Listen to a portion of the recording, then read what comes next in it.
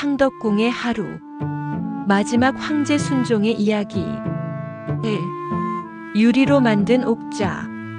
1917년 봄 창덕궁 대조전 마루 아래로 아침 햇살이 비스듬히 들어왔다. 순종은 앉은뱅이 책상 앞에 무릎을 꿇고 앉아 있었다.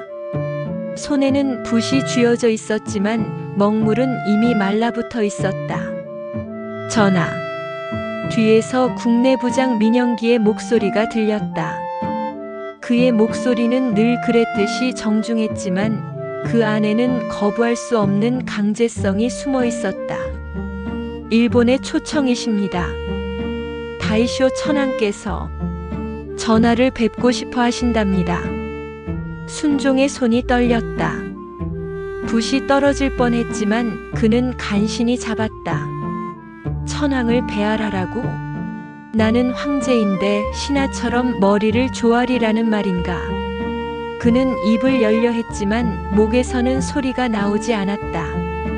몇 년 전부터 말이 잘 나오지 않았다. 아니, 정확히는 말하고 싶은 게 없었다. 무슨 말을 해도 소용없었으니까. 전하께서는 건강이 좋지 않으시니 정중히 거절하시는 게. 그 순간 방문이 거칠게 열렸다. 일본인 시종장이 들어왔다. 그의 뒤로는 조선 총독부 관리가 보였다. 전하, 6월 8일 출발입니다. 준비해 주십시오. 명령조였다.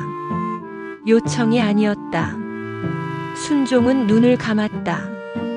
어둠 속에서 어머니 명성황후의 얼굴이 떠올랐다. 경복궁에서 칼에 쓰러지던 그날, 그는 창덕궁에 갇혀 있었다.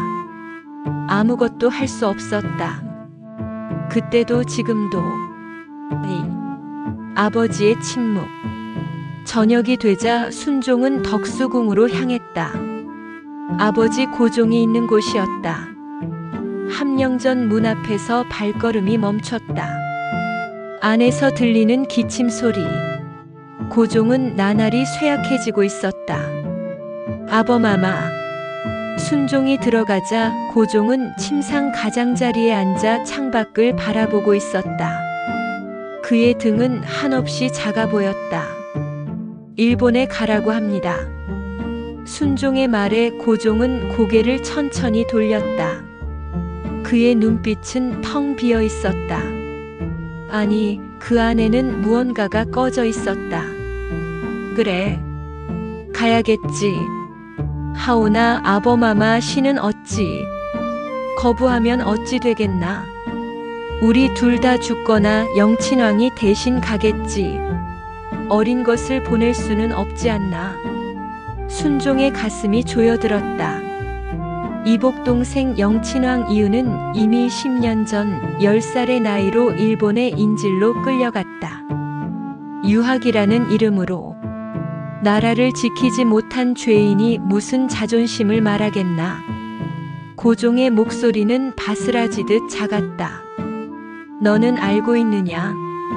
일본 놈들이 왜 너를 황제로 앉혔는지. 순종은 고개를 숙였다.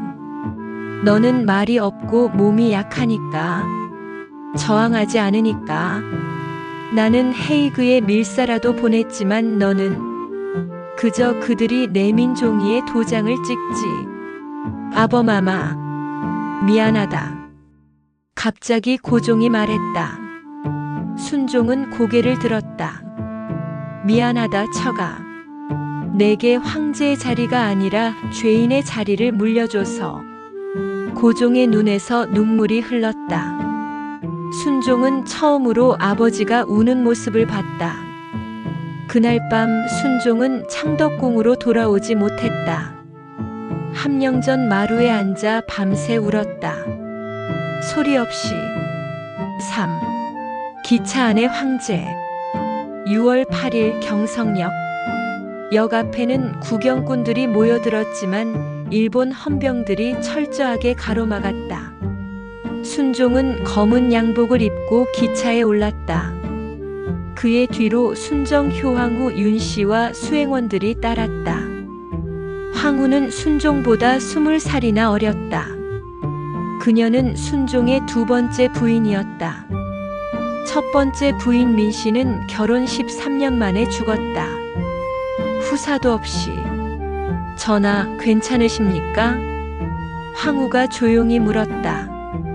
순종은 고개만 끄덕였다. 기차가 출발했다. 창밖으로 경성이 멀어졌다. 남대문, 용산, 한강.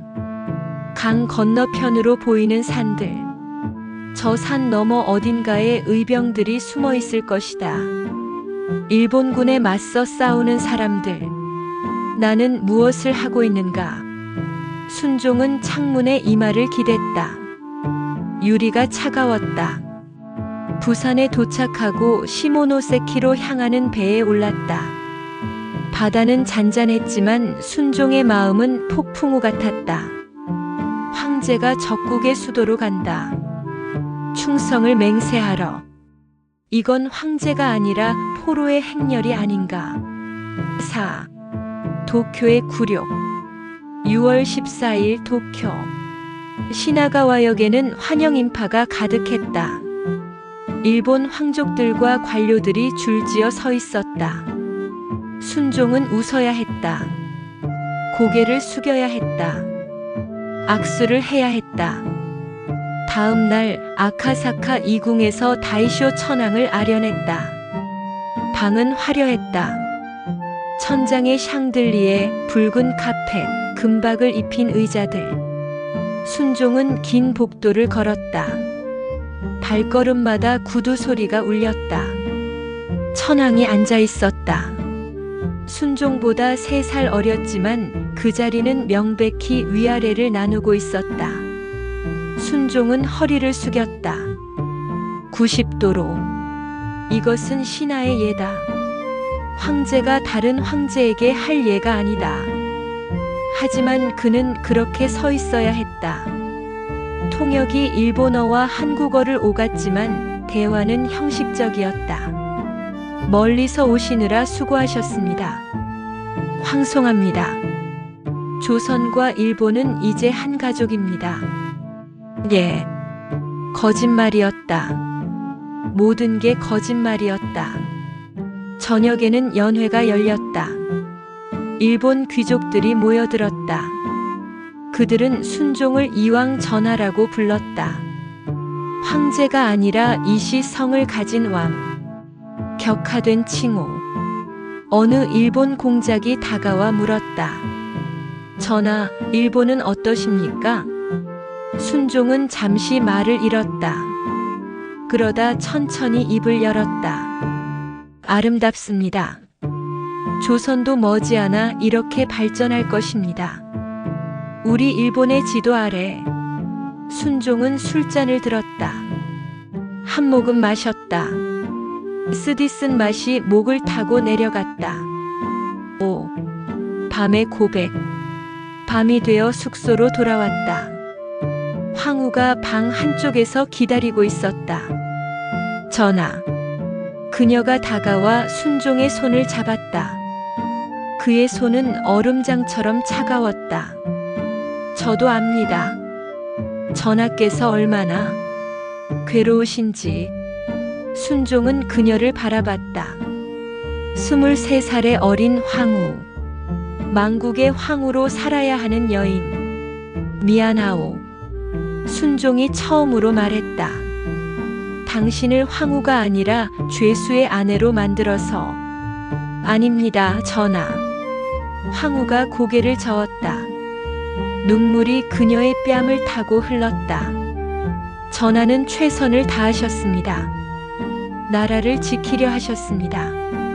아니요. 순종이 고개를 저었다. 나는 아무것도 하지 못했소. 1910년 8월 29일 그 조약문 앞에서도 나는 붓을 들지 못했을 뿐 거부하지도 못했소. 이완용이 대신 서명했다고 들었습니다. 그래서 뭐가 달라졌소? 나라는 사라졌고 백성들은 고통받고 있소. 황제가 싸우지 않았는데 누가 나라를 지킬 수 있었겠소? 순종은 창밖을 바라봤다. 도쿄의 밤은 밝았다. 전기불이 거리를 환히 비추고 있었다. 내가 할 수 있는 건 살아남는 것뿐이요. 굴욕을 견디고 치욕을 삼키고 그저 살아남는 것, 그것만으로도 충분합니다. 황후가 말했다. 전하께서 살아계신다는 것, 그것만으로도 백성들에게 희망입니다. 순종은 웃었다. 슬픈 웃음이었다. 희망이라. 나는 희망이 아니라 패배의 상징일 뿐이요. 6. 돌아갈 곳. 6월 30일 조선으로 돌아가는 날.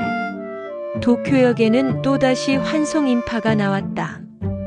일장기가 휘날렸다. 순종은 기계적으로 손을 흔들었다. 기차가 출발했다. 일본 땅이 멀어졌다. 그리고 대한해협을 건넜다. 부산 앞바다가 보였을 때 순종은 처음으로 눈물을 흘렸다.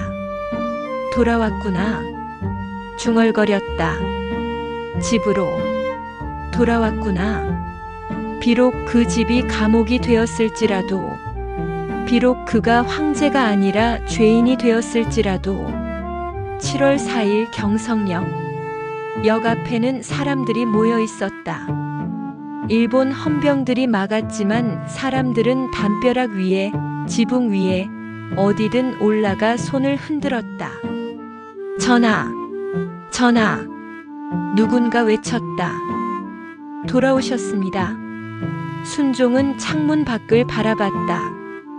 눈물이 흐르는 얼굴들, 손을 흔드는 사람들, 울먹이는 노인들. 그들은 아직도 나를 황제라 부르는구나. 순종은 천천히 기차에서 내렸다. 그리고 그 사람들을 향해 고개를 숙였다. 깊이, 오래도록. 에필로그. 1926년 4월 25일 새벽. 순종은 창덕궁 대조전에서 눈을 감았다. 53세였다. 그의 장례식 날 수십만 명의 백성이 거리로 쏟아져 나왔다. 일제는 통제했지만 사람들은 멈추지 않았다. 학생들이 외쳤다. 조선 독립 만세. 60만 세 운동이었다. 순종은 살아서는 나라를 지키지 못했지만 죽어서는 민족의 불씨가 되었다. 창덕궁 연못가에는 아직도 그가 걷던 돌길이 남아있다. 그 길을 걸으면 바람 소리가 들린다. 마지막 황제의 침묵. 그리고 그 침묵이 품었던 말할 수 없는 슬픔의 무게. 작가의 말. 이 이야기는 역사적 사실을 바탕으로 한 픽션입니다. 1917년 순종의 일본 방문은 실제로 있었던 일이며 그는 다이쇼 천황을 아련해야 했습니다. 한일병합 조약에 순종이 끝까지 서명을 거부했고 이완용이 대신 서명한 것도 사실입니다. 순종은 건강이 좋지 않았고 말수가 적었으며 후사가 없었습니다. 그는 가장 비운의 군주였지만 동시에 마지막까지 존엄을 지키려 애썼던 사람이기도 했습니다.